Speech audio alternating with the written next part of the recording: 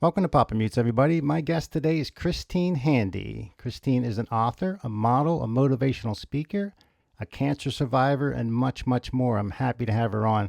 Christine, welcome to Papamutes. Thank you for having me. So you're in Miami, correct? I am. Can you hear the L- traffic? No, but let's get to the good stuff. What's the weather like? Very nice. 74 and sunny right now. You can see it through Hmm. the mirror. Yeah, right here. Oh, That's the oh. ocean. I was going to say, is that the ocean? Sweet. But you were born in St. Louis, correct? I am. I was raised in St. Louis and then I lived in Dallas for a long time and I moved to Miami in 2014. Now, what was just briefly, your childhood in St. Louis like? It was Is it, very small, I would say. I live a very big life right now. I have a very public persona, but mhm. I live in a big city. And St. Louis was small. It's a smaller town, but I also lived in kind of a bubble. And so we weren't really exposed to a lot of things. I love this example. When my son came to Miami to go to high school, he went to Miami Beach High School for a couple years. Okay. And there are about 167 ethnicities there. And I think in my high school there was one. And I love that for him because that's the real world. That's Sure, life. of course, of course, yeah. I didn't live in the real world. So when I started to have illnesses and things happen to me, you go from a higher high to a bigger fall, right? And I Hmm. felt really hard.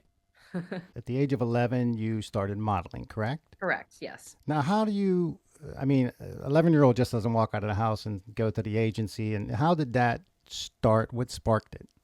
So I used to see a lot of not little letters that were in the mail that would come to me from modeling agencies and from pageants that would say to the parents of Christine Donnie, that was my maiden name. We would love to represent her. And so I would open these and go, wow, I must be really pretty. Wow, all these people want me. And so Wow. I really wanted to do it. And my parents were like, no, we have other daughters at home. We just want everybody to, fit in a box and do the same thing. And I was like, I think I should do it. So ultimately I forged them into some sort of compromise to allow me to do it. And they had to take me to my modeling jobs until I was 16 and able to go unchaperoned myself. But until then, I had a flourishing career, and I'm still doing it at 51. But I mean, I'm just curious, Hmm. what made them send you, besides your looks, Yes. wasn't it weird to like get stuff from modeling agencies at the house? Weren't your parents like, hey, like, how did they know Well, back to then we didn't send? have any internet, or, I mean, it was a long time ago. It was 40 years ago. So Right. it was really correspondence only came through mail. Like nobody from the modeling agency would come up to your door and knock on your door and say, we'd like your daughter to model for us. So it would come in the mail. And there was plenty of them. And so I think with the amount, they thought, okay, these people are serious. And so there's a space back then and still now for child models. Okay. All right. Now, at that point, were you like, yes, I'm going to be a model for life? I never, At that early age, I mean. I wasn't sure it would be for life, but I felt it deep into my bones that it was something that I really wanted to do. And I fought for it. Okay. Like I said, my parents didn't want me to do it. So I really fought for it. So when you fight for something, like your teeth are in it more, right? Oh, sure. And so I Absolutely. so I kept modeling. I kept modeling after I got married. I kept modeling after I had children. I kept modeling until I was about 35 and had surgery that prevented me from modeling at that stage of my life, but then I went back to it. Now, your book, Walk Beside Me, how it came about to write a book. About my journey. Well, I wrote the book Yes. because when I was going through breast cancer, I was unable to find a book like it. I wanted a book about a narrative that shared the story, the good, the bad, and the ugly. Hmm. And I was gifted a lot of books when I was going through chemotherapy, and they were very helpful, but they were self-help books. There wasn't a novel about the journey.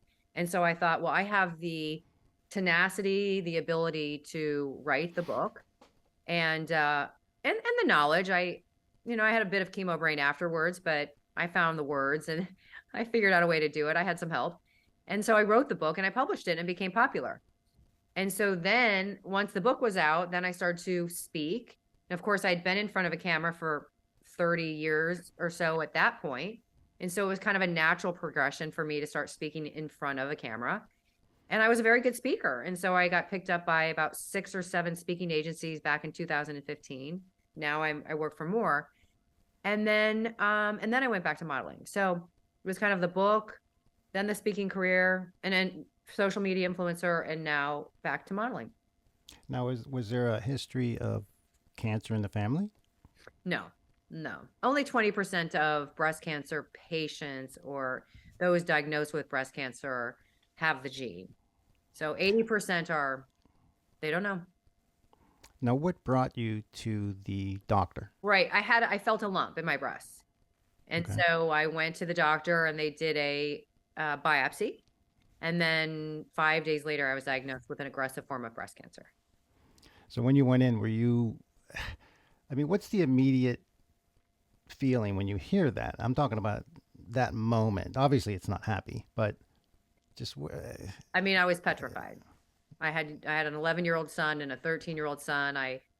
Of course, my mind went right to who's going to have the privilege of raising my own children.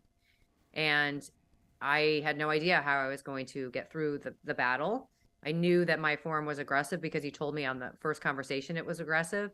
I didn't understand what that meant, but I knew that there was going to be a lot of fighting. And at that point in my life, I just really didn't have any fight in me. And so I knew it was going to be a big battle. the first line in the movie, or sorry, in the book, is it's a warm day in September when I decided to kill myself. Yes. I mean, the book Comforting. is, Very comforting. well, it sucked me in, I'll tell you. I mean, in a bad way, but you know what I mean. Right. So, if someone reads this book, and I recommend it, what do you want them to get out of it? Even if they're not involved with cancer, never had cancer or Right. anything. Well, It's just, and I think my book transcends cancer. It's about trauma, it's about hope. I think that I was very honest in the story, and I think with vulnerability, and when you share a story that is completely honest, then you can really allow people to feel less alone in their own plight. Because I think the world that we live in, and with social media and highlight reels, we're all showing this one hmm, side of our life, which is, it's disparaging to the rest of us, because we're going, oh wow, well, she's always on vacation. Oh wow, she's so always so pretty. That just doesn't exist.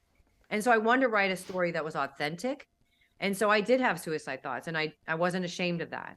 I was in a state of despair and agony, emotional agony, and that's not something that I don't discount those feelings. Those were very real, and those are important to talk about, because so many people feel that feeling. And if we brush it aside or don't admit that it's there, then I think that discounts their feeling. And so hmm. I didn't want that to happen. And so it took me about 3 weeks to get out of that state of mind. And fortunately, I was able to, with the help of friends and family. Not everybody is. And so I felt like if I shared that part of my story, that might help somebody, get through that part of their story. And you also had a serious wrist injury. Yes. Yeah. That's a very sad story. I had a torn ligament in my right wrist, and I had a doctor in Dallas who was the best orthopedic surgeon, supposedly, right? Supposedly, right? We labeled that. I labeled it. I mean, he was labeled, I labeled him, other people labeled him. I bought into it. And he ended up being one of the worst human beings I've ever met in my life. I've totally forgiven him. Hmm. He destroyed my arm, and I live in chronic pain. I have Wow. been in chronic pain for 11 years. It's changed my life tremendously, not just because of the scars, but because of the chronic pain. I used to, not so much anymore, but I used to my days used to be dictated by the pain, meaning, could I drive that day? Could I cook? Could I go out? Because the pain was so intense. And so I had that right before I was diagnosed with cancer. And so I just come off of a year of being bullied by a doctor. Now I'm diagnosed with cancer, about to go through breast cancer. And I'm thinking to myself, obviously I have no self-esteem because I allowed this man to bully me. I need to work on myself and who I am, because I'll never get through this, because I'm not going to fight for myself if I don't believe in myself. And now I have to face this disease that I don't know if I'm going to live or die. And so there are so many things that I had to work on right in the beginning. Like one, forgiveness for the doctor, two, deal with the pain in my arm, and three, figure out how I was going to live the rest of my life with no wrist. And then all of a sudden, okay, now you have to go through chemotherapy. And I couldn't even start chemotherapy because the bone grafts and the cadaver bones that were put in my wrist would have dissolved. So we had to postpone chemotherapy for a month. Wow. Because of my arm situation. So there was a lot of unresolved anger issues, and there was a lot of victim angry issues. And then finally, I had an amazing group of women who stood by me and said, you are loved, you are not forsaken, and we will stand by you. And they never left me. And so if you have people that stay by you, you go, okay, wait, there must be something inside of me that matters.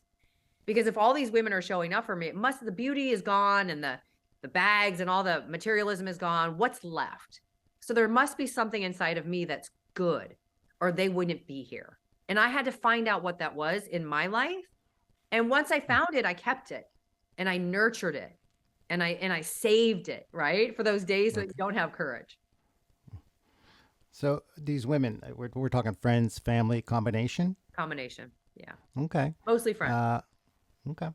Now, how long were you in the hospital? Or I was in chemotherapy for 15 months. So 15 months, there were many days where I wasn't sure I was going to wake up the next day.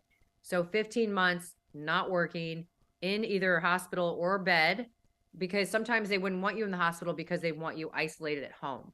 So I was in a guest room without being able to see anybody because my blood levels were so low. A lot of alone time to figure out, who was I? If I did survive, what was I going to do? And how was I going to nurture that self-esteem that obviously had gotten shredded over the years? Wow. Have you ever authored before? No. This book? No. It was always a dream of mine, even as a small child. I always wanted to write a book, and I thought, well, here's my opportunity. I have the story. So how did you do that? I mean, you're taking notes, you're tracking it while it's going on? I am asking my friends to send me all their texts. We are taking notes. I hired somebody to organize our notes. I hired somebody to go interview my friends. And then I started to write the story after I was healed from chemotherapy. Yeah. I couldn't have done it when I was going through my illness. Right. Yeah.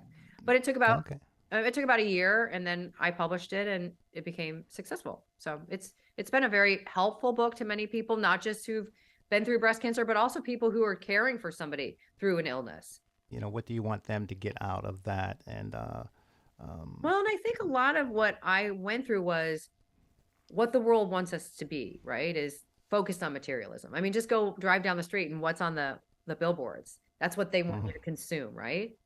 They don't want you to consume being, it's collaboration versus competition. I'm always about collaboration, but in the world, it's competition. Definitely. They're promoting competition. I'm promoting collaboration. So I think in the beginning of my book, it's like I'm kind of lost and, kind of materialistic and self-serving. And then at the end of the book, I'm altruistic and, want to serve instead of be served. Now, how much of the book is... It's true. It's true. We just changed the names of the city and the people. So it's all authentic. True. Yes. Nothing juiced up. Now, there's a movie, or there was a movie that was going to be made. Yeah. It's coming. It should start filming this summer. And what's that title? The Willow, the feature film. All right. Now, how much involved are you? I mean, obviously it's your story, but I mean, right. Producer, or you just like they come I'm not to a producer. No. Okay. I can be. So the people that need to be in charge are in charge. It is my story, and I will be on set for all 30 days, but not much more than that. Okay. Yeah. Well, let's just hypothetically, if you could be in a movie with someone, not this movie, right? Just a hypothetical fantasy movie or whatever, and you had a co-star, who would that be? Well, Tom Hanks, because he brings in all of the ticket sales. Cash. He brings in all the cash. So there we go. But I don't know. I don't. That's a good question. About a woman? Woman co-star. Yeah, I would like somebody funny, maybe somebody. I don't know, like Drew Barrymore or somebody. She's adorable. I love her. How do you change your mental attitude? I mean, you're just like I know you have friends and stuff. I'm tough though. I mean, you know, Tough as nails. it's like you're devastated. Oh And yeah. eventually you have to get it together to, you know, so you don't just, You don't how do have you to get it change? together though. That's the thing. You don't have to get it together. I could have quit. Many people do. I mentor a lot of breast cancer patients. Many people quit. It's it's a mindset, it's an intention, and every single day it's a focus. And so when I realized that, then my focus every day became courage. And my focus became courage for that day. It didn't I wasn't focused on courage for 2 weeks from now. I was focused on courage for that day. And so if I could show courage to myself and to my community and to my kids that day, if tomorrow came, great. If it didn't, it was out of my control. And so I let go of the obstacles, which were my own, and putting false narratives on my story by saying that I could control it, because I couldn't. And so with intention and focus, I showed courage, and each day I got through it, not easily, but ultimately I got out of it, and I was able to share my story to help other people. No, is your mind's, I'm sure it's different now, modeling prior to and modeling now? I do it for a different reason. I'm doing to help people now. Before I did it because it was my profession. Now, the book itself, where can people, I mean, obviously you go online, everything pops up, but Amazon, but Barnes and Noble, Target, it's in all the obvious places, but okay. yeah, it's out there. All right, great. I have a little segment. It's called This or That. Very simple. Yeah. I give you two choices. Right. Doesn't mean you hate the other one, but you get the idea. I get it. All right, here we go. Cat or dog? Dog. TV series or movie? Movie. Summer or winter? Summer. As you Always. sit there, Always. as you sit there in Miami. Okay.